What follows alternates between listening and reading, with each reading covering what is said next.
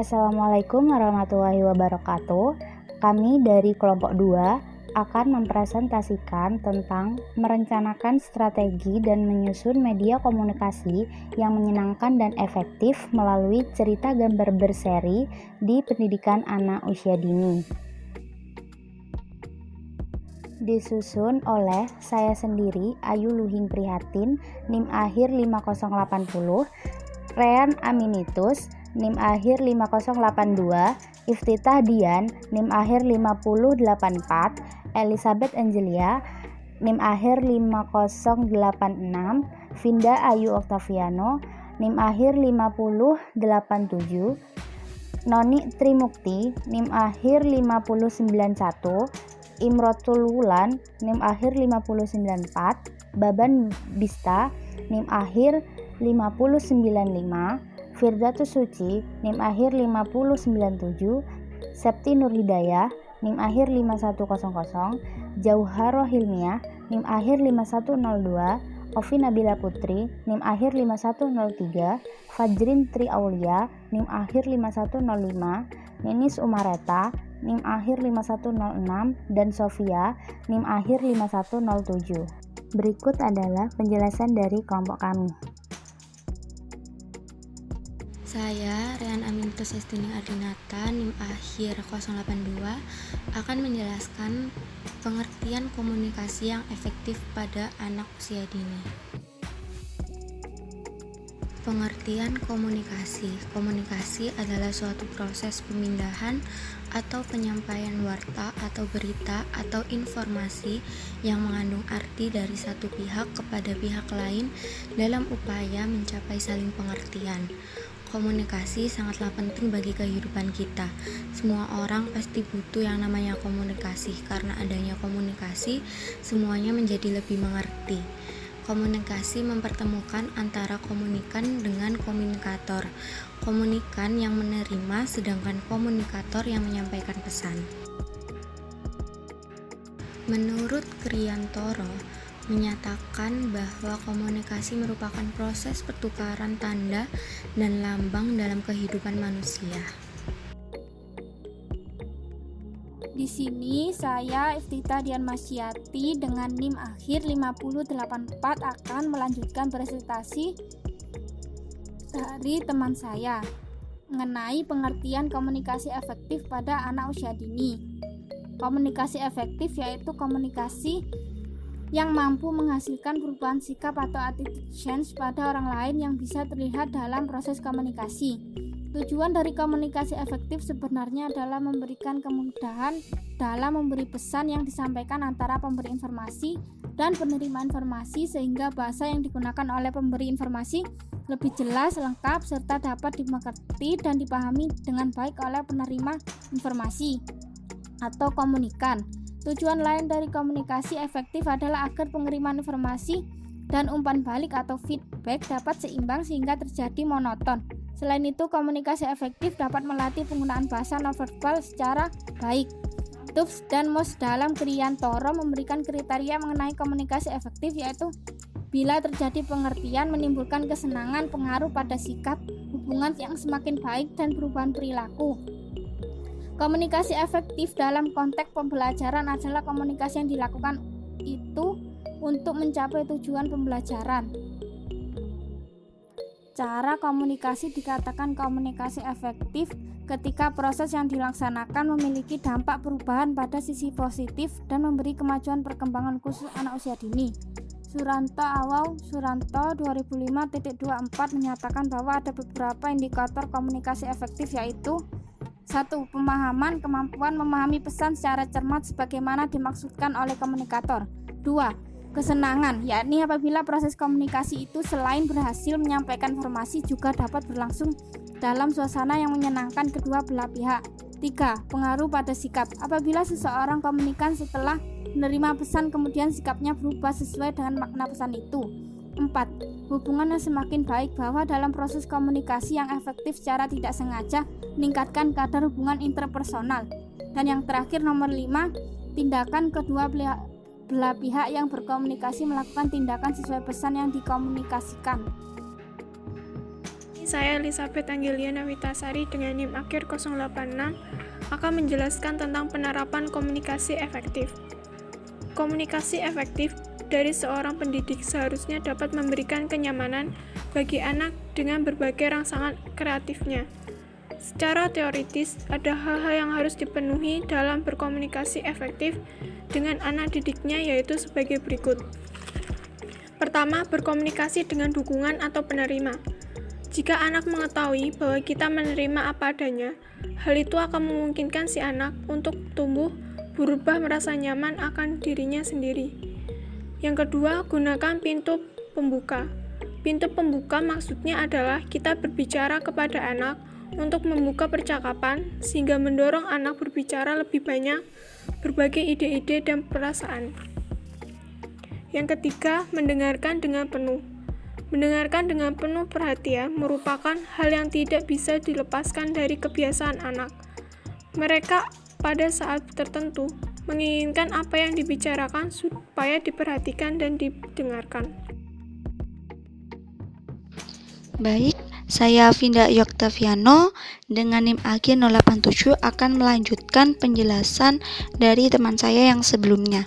Di sini saya akan menjelaskan tentang kemampuan berbahasa pada anak usia dini. Dikatakan bahwa bahasa dan bicara adalah dua hal yang tidak dapat dipisahkan antara satu dengan yang lainnya. Yang berarti bahwa seorang anak akan memiliki kemampuan bahasa yang baik jika anak itu memiliki kemampuan berbicara yang baik, sehingga banyak bahasa atau kosakata yang dia peroleh karena kemampuan berbicaranya tersebut. Nah, begitupun sebaliknya, seseorang atau anak yang ingin memiliki kemampuan berbicara yang baik, maka dia harus mengolah kemampuan berbahasanya terlebih dahulu dengan memperbanyak kosakata atau memperjelas dan lebih menepatkan setiap kata-kata sehingga dapat dimaknai dan dimengerti oleh lawan bicara. Sehingga dapat dikatakan bahwa antara bahasa dan berbicara itu merupakan dua hal yang tidak dapat dipisahkan antara satu dengan yang lainnya. Karena keduanya itu saling melengkapi. Seseorang yang memiliki kemampuan bahasa yang baik, dia juga harus mengembangkan kemampuan berbicaranya, begitupun sebaliknya. Bahasa mencakup setiap bentuk komunikasi yang ditimbulkan oleh pikiran dan perasaan untuk menyampaikan makna kepada orang lain. Nah, seseorang atau di dalam sebuah bahasa, di situ memiliki makna atau pikiran dan perasaan yang hendak orang itu sampaikan atau orang itu komunikasikan dengan lawan bicaranya agar dimengerti. Maka dari itu, untuk meningkatkan kemampuan berbicara kita, maka kita harus memiliki kemampuan berbahasa yang baik agar apa yang menjadi pikiran dan perasaan kita mampu dimengerti dan dimaknai oleh orang lain. Sehingga antara kemampuan bahasa dan berbicara itu juga harus saling dioptimalkan atau saling dikembangkan agar seluruh aspek kemampuan berbahasa anak ini mampu berkembang dengan baik. Perkenalkan, nama saya Noni Trimukti dengan NIM 20021020205091. Ciri-ciri berbahasa yang baik pada anak usia dini. Dalam hal perkembangan bahasa, semua anak memiliki komponen pemerolehan bahasa yang sama, baik perkembangan fonologinya, sintaksisnya, semantiknya, maupun pragmatiknya. Saya Imro'atul Wulan Fatmawati, NIM akhir 5094, akan melanjutkan materi presentasi yang sudah dibacakan oleh teman saya sebelumnya, yaitu tentang komponen pemerolehan bahasa anak dan ciri tingkah lakunya. Yang pertama, fonologi atau sistem bunyi, yakni anak memiliki kemampuan dari segi keutuhan dalam bersuara atau tidak terputus-putus. Kedua, sintaksis atau sistem gramatikal, yaitu dapat memproduksi suara dengan baik. Yang ketiga, semantik atau sistem makna, yaitu memahami keutuhan dalam memberikan makna atau maksud. Dan terakhir, pragmatik atau sistem interaksi sosial, yaitu mampu menerapkan ucapan dalam kehidupan sosial secara utuh dengan baik dan benar. Perkenalkan, nama saya Bawen Bistayanti Pangestu dengan NIM akhir 095. Di sini saya akan menjelaskan karakteristik kemampuan bahasa anak usia 4-6 tahun. Anak 4 tahun telah menguasai 90% dari fonem dan sintaksis bahasa yang digunakan. Kedua, dapat berpartisipasi dalam suatu percakapan. Dan untuk anak 5-6 tahun sudah dapat mengungkapkan lebih dari 2.500 kosakata. Terus yang kedua, anak usia 5-6 tahun dapat melakukan peran pendengar yang baik. Perkembangan bahasa anak usia dini. Syamsu mengatakan perkembangan adalah perubahan-perubahan yang dialami oleh individu atau organisme menuju tingkat kedewasaannya atau kematangannya atau maturation yang berlangsung secara sistematis, progresif, dan berkesinambungan, baik menyangkut fisik, jasmaniah, maupun psikis atau rohaniah.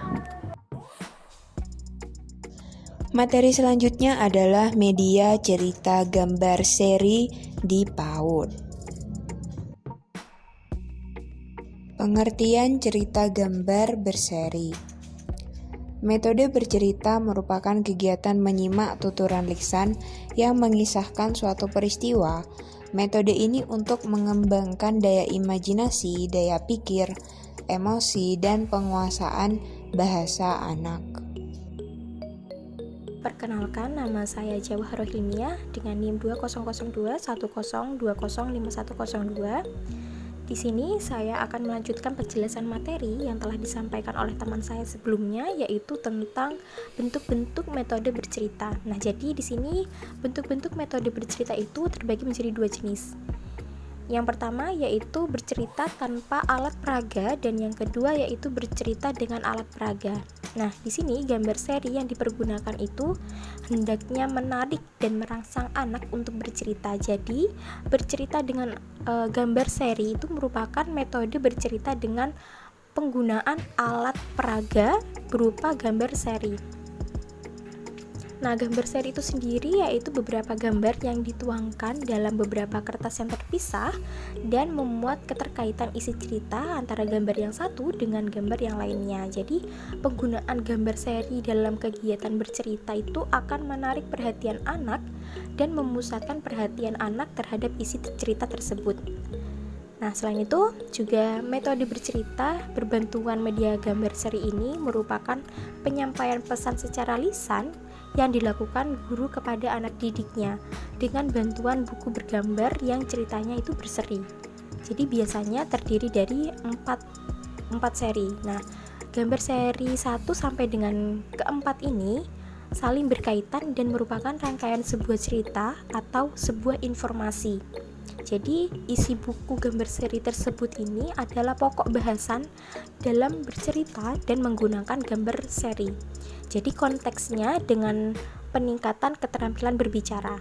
Nah, bercerita itu merupakan metode yang sangat tepat digunakan dalam proses pembelajaran dalam upaya menarik minat dan gairah belajar anak serta mengembangkan kemampuan berbicara anak tersebut. Jadi, juga menyimak serta menambah kosakata yang dimiliki anak tersebut. Nah, melalui kegiatan bercerita ini dilihat dari karakteristik anak didik yang penuh dengan sukacita, maka kegiatan bercerita itu harus diusahakan dapat memberikan perasaan gembira, perasaan lucu, dan perasaan yang mengasihkan. Jadi, tema-tema yang ditampilkan itu berkaitan dengan lingkungan sekitar, sehingga akan memberikan pengalaman belajar yang lebih bermakna kepada anak didik.